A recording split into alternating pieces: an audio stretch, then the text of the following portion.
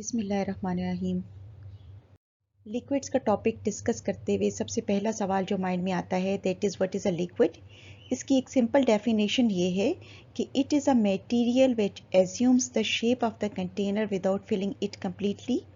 अगर हम लिक्विड को गैस और सॉलिड से कंपेयर करें तो एक गैस कंटेनर की शेप एज्यूम भी करती है और उसे पूरे तरीके से फिल भी कर देती है।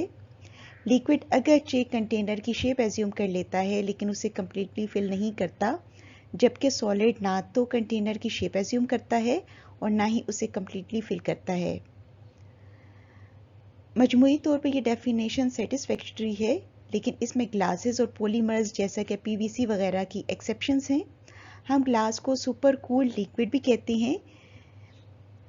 ये मटेरियल अगरचे सॉलिड्स लगते हैं लेकिन मेल्टिंग से पहले ये बिल्कुल लिक्विड्स की तरह बिहेव करते हैं। कोहेसिव फोर्सेस वो फोर्सेस होती हैं जो कि किसी भी सब्सटेंस में पार्टिकल्स को इकट्ठा रखती हैं।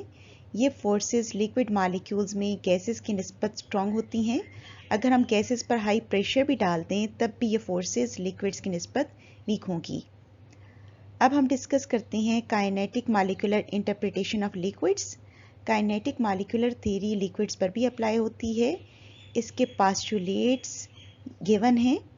पहला पास्टुलेट है a liquid is made up of closely spaced molecules. दूसरा पास्टुलेट है कि लिक्विड के मॉलिक्यूल्स हर वक्त मूव करते रहते हैं लेकिन इंटरमॉलिक्यूलर फोर्सेस की प्रेजेंस की वजह से इनकी मोशन रिस्ट्रिक्टेड होती है। लिक्विड मॉलिक्यूल्स में एट्रैक्टिव फोर्सेस गैसेस की निस्बत स्ट्रॉन्ग होती हैं, लेकिन ये इतनी स्ट्रॉन्ग नहीं होती कि सॉलिड्स की तरह लिक्विड मॉलिक्यूल्स की पोजीशंस को फिक्स कर दें। लिक्विड मॉलिक्यूल्स एक दूसरे के ऊपर से स्लाइड कर सकते हैं, पास कर सकते हैं। लिक्विड मॉलिक्यूल्स की एवरेज काइनेटिक एनर्जी उनके एब्सोल्यूट टेम्परेचर से डायरेक्टली प्रोपोर्शनल होती है। बॉइलिंग पॉइंट पर लिक्विड मॉलिक्यूल्स की एवरेज काइनेटिक एनर्जी वेपर्स की एवरेज काइनेटिक एनर्जी के बराबर होती है। काइनेटिक मॉलिक्यूलर थ्योरी को यूज़ करते हुए हम लिक्विड्स की सिंपल प्रॉपर्टीज़ जैसा कि diffusion, compression, expansion, motion of molecules वगैरह को एक्सप्लेन कर सकते हैं। अब हम इस थ्योरी को यूज़ करते हुए इन प्रॉपर्टीज़ को एक्सप्लेन करेंगे। पहली प्रॉपर्टी है डिफ्यूजन। लिक्विड मॉलिक्यूल्स में काइनेटिक एनर्जीज होती हैं, ये रैंडमली मूव करते रहते हैं। उसका नतीजा ये होता है कि लिक्विड्स आपस में इंटरमिक्स हो जाते हैं। फॉर एग्जांपल, अगर हम इंक के एक ड्रॉप को वाटर में डालें तो वाटर मॉलिक्यूल्स की कांस्टेंट मोशन की वजह से इंक पूरे पानी में फैल जाएगी, लेकिन इंटरमॉलिक्यूलर फोर्सेस की वजह से चूंकि मॉलिक्यूल्स की मोशन रिस्ट्रिक्टेड होती है, इसलिए रेट ऑफ डिफ्यूजन भी गैसेस की निस्बत स्लो होता है। सेकेंड प्रॉपर्टी है compression, that is the effect of applying high pressure. Gases highly compressible होती हैं क्योंकि उनके मॉलिक्यूल्स में लार्ज एम्प्टी स्पेसेस होती हैं। लिक्विड्स में स्मॉल इंटरमॉलिक्यूलर डिस्टेंसेस की वजह से हाई प्रेशर पर वॉल्यूम में चेंज बहुत कम होता है। फॉर एग्जांपल, अगर प्रेशर को 1 एटमॉस्फेयर से 2 एटमॉस्फेयर तक इंक्रीज़ किया जाए तो वाटर की वॉल्यूम में सिर्फ 0.045% डिक्रीज़ आएगा। इसके मुकाबले में for the same change of pressure there will be 50% decrease in volume of a gas. Third property है expansion, that is the effect of temperature. Heating की वजह से लिक्विड्स में इंटरमॉलिक्यूलर फोर्सेस की स्ट्रेंथ कम हो जाती है। ये हीटिंग पर एक्सपेंड कर जाते हैं और कूलिंग पर कंट्रैक्ट करते हैं। इस प्रॉपर्टी को यूज़ किया जाता है थर्मामीटर्स बनाने में।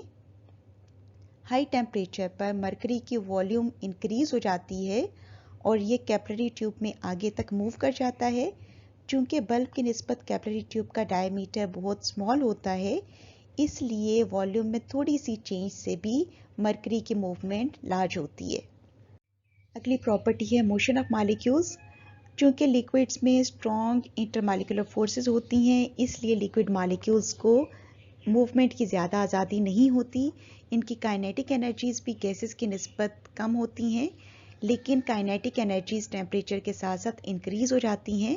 फिफ्थ प्रॉपर्टी है spaces between liquid molecules. Liquid molecules में स्पेसेस स्मॉल होती हैं, इसकी वजह से लिक्विड मॉलिक्यूल्स में कोलिजन्स भी बहुत कम होती हैं। सिक्स प्रॉपर्टी है इंटरमॉलिक्यूलर फोर्सेस। इंटरमॉलिक्यूलर फोर्सेस किसी भी सब्सटेंस के इंडिविजुअल पार्टिकल्स के दरमियान में एग्जिस्ट करती हैं, लिक्विड्स में ये फोर्सेस गैसेस की निस्बत स्ट्रॉन्ग होती हैं और सॉलिड्स की निस्बत वीक होती हैं। लिक्विड्स की फिजिकल प्रॉपर्टीज़ जैसा कि boiling point, vapour pressure, surface tension, viscosity और हीट ऑफ वेपराइजेशन वगैरह इंटरमॉलिक्यूलर फोर्सेस की स्ट्रेंथ पर डिपेंड करती हैं। आखिर में काइनेटिक मॉलिक्यूलर थ्योरी को यूज़ करते हुए हम काइनेटिक एनर्जी को एक्सप्लेन करते हैं।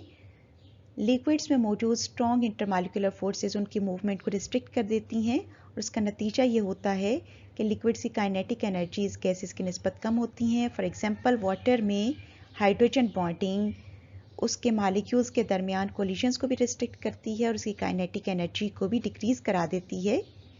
लिक्विड्स की काइनेटिक एनर्जीज टेम्परेचर के साथ साथ इंक्रीज करती रहती हैं यहाँ तक कि ये बॉइलिंग पॉइंट पर मैक्सिमम हो जाती हैं। बॉइलिंग पॉइंट पर हमें टेम्परेचर में इंक्रीज नज़र नहीं आता। उसकी वजह ये होती है कि वो हीट जो कि ऐड हो रही है लिक्विड मॉलिक्यूल्स की काइनेटिक एनर्जी नहीं बढ़ाती बल्कि उनके दरमियान मौजूद इंटरमॉलिक्यूलर फोर्सेस को ब्रेक करने के काम आती है।